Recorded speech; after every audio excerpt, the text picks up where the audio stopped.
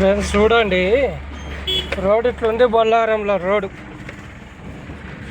Bollaram road ఇంత పరిస్థితి దిగజారితే customer ఏం మాట్లాడతాడు, బుక్ చేసి జల్దీ బుక్ చేసినా పోవాలి, ఇదివరకు 14-20 నిమిషాలు అవుతుంది అంటాడు. రోడ్డు చూడండి పరిస్థితి, ఇది రోడ్డు స్థితి గతులు. అట్లాంటిది మన మీద మళ్ళా బొల్లారం రోడ్ ఎట్లా ఉంటుందో తెలుసు కదా. ఆ సిగ్నల్ 14 నిమిషాలు టైం చూపించింది. ఆడికి 4 కిలోమీటర్ల 4.5 కిలోమీటర్ల లోపు పికప్ చేసుకుంటే రోడ్డు పరిస్థితి ఇట్లున్నది. దానికి ఎట్లా మాట్లాడుతావు చూడండి. వాళ్ళని అర్థం చేసుకోవాలంట మనం.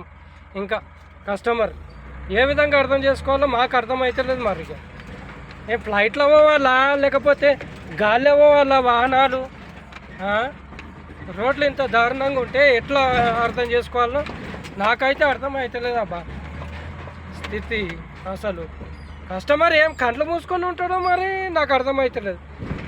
ఆఫీస్కి పోయేటప్పుడు బయటకు వెళ్ళేటప్పుడు కళ్ళు మూసుకొని పోతాడో మరి, లేకపోతే ఆఫీసు పక్కన ఇంట్లో పెట్టుకొని బయట పరిస్థితులు తెలియక మాట్లాడతాడు. చాలా థ్యాంక్స్ అండి కస్టమర్ మమ్మల్ని అర్థం చేసుకున్నందుకు. మంచిగా అర్థం చేసుకున్నారు. ఇట్లాగే మరి మోసాలకు పాల్పడడం అంటే ఇదే. మేము టైంపాస్కి వచ్చినాం మేము రోడ్డు మీదకి వాళ్ళతో టైంపాస్ చేయడానికి. రోడ్డు బాగాలేకనే కదా మేము ఇట్లా ఇంత ఇబ్బంది పడుతున్నది. దానికి మళ్ళీ మీదకి వెళ్ళి కస్టమర్ తొందరగా వెళ్ళు అంటాడు.